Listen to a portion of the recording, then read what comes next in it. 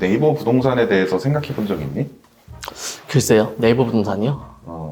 크게 많이 생각 안 해봤던 것 같습니다.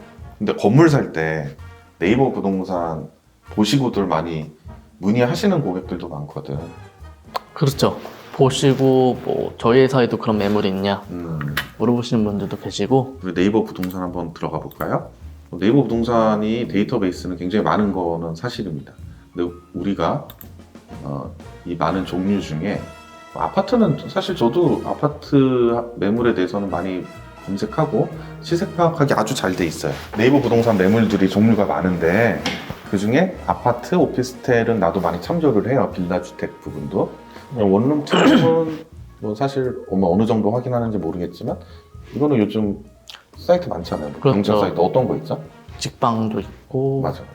다방도 있습니다. 맞아요. 네. 직방 다방 그리고 상가, 업무, 공장, 토지 여기 한번 들어가 볼까요? 여기가 저희랑 좀 겹치는 부분이 많은데 이 중에서 이제 빌딩 매물들이 많이 올라와요. 상당히 많아요. 굳이 웬만큼 부동산 안 가더라도 웬만큼 정보는 좀 파악이 될 것 같은데 그럼 여기서 궁금한 부분이 있는데 그럼 고객들은 과연 왜 중개법인이나 아니면 빌딩을 전문으로 부동산을 하는 업체를 방문해야 되는지 그 부분을 좀 짚고 넘어가고 싶습니다. 네.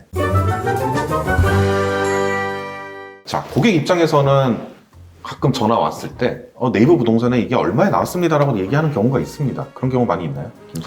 저 같은 경우도 이제 손님분들께 좋다고 추천드렸던 매물이 간혹 가다가 이제 네이버나 뭐 타 이제 업계 이제 광고로 나오는 경우가 있어가지고 보통 그럴 때 많이들 얘기하시는 게 뭐 금액 내고가 가능한지 여부를 많이 물어보셨던 것 같아요. 맞아요. 네이버 부동산에 대해서 좀 많이 정보를 파악한 결과 실제로 우리 회사도 매물을 올리는 경우가 있죠. 그렇죠. 고객들이 요청하는 경우. 네. 근데 여기서 이제 문제가 좀 발생이 되는 것 같아요. 실제로 고객들은 매물을 올리길 요청을 했지도 않았음에도 불구하고 가끔 매물이 올라가는 경우가 생기죠. 네.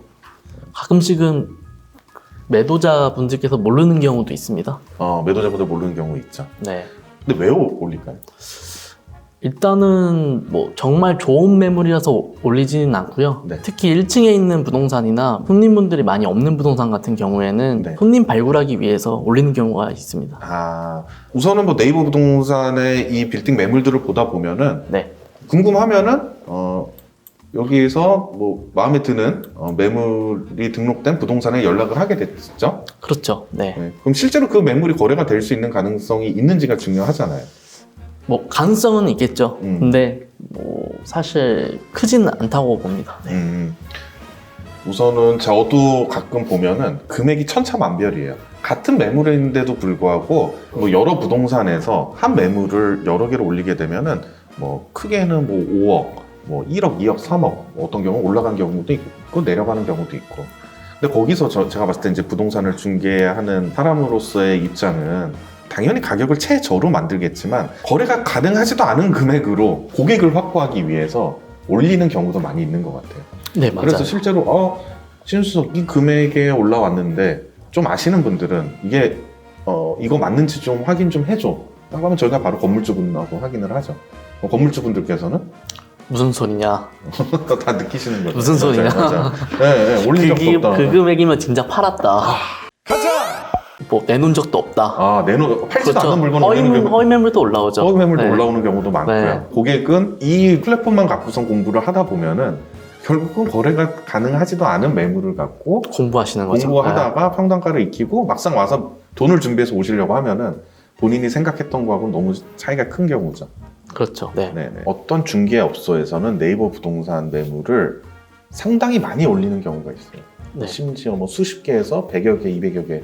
저희도 뭐 지금 거래할 수 있는 매물이 수천 개의 매물이 있지만 사실 여기에 다 올리지는 않잖아요. 그렇죠. 고객과 동의를 하지 않음에도 불구하고 그 올리는 중개업소는 큰 이득을 볼 수 있는 이유가 하나 있습니다. 그냥 매물을 올려서 반을 보는 거죠. 간을 보다가 건물주가 연락이 오는 거예요. 나 이 매물의 가격이 올리지도 않았는데. 그럼 그때부터 그 연락처를 확보해서 영업을 시작하는 경우도 많이 있다는 얘기입니다. 중개업체들 중에서도 사진을 정직하게 올려서 빌딩 면적의 오차도 없이 있는 그대로 중개를 하시는 분들도 많아요. 하지만 그런 분들일수록 오히려 다른 부동산에게 거래할 수 있는 기회를 주는 셈임에도 불구하고 정직하게 거래하시는 분들이 손해를 보는 경우가 계속 발생이 됩니다. 네, 맞습니다. 그러기 위해서는 이제 뭐 제가 봤을 때는 네이버 부동산 측에서도 건물주와 소통을 반드시 플랫폼 쪽에서도 해고, 그리고 그 내용에 이상이 없는지 확인을 하고 나서 올려야 되는데 사실 그 절차가 굉장히 번거롭거든요.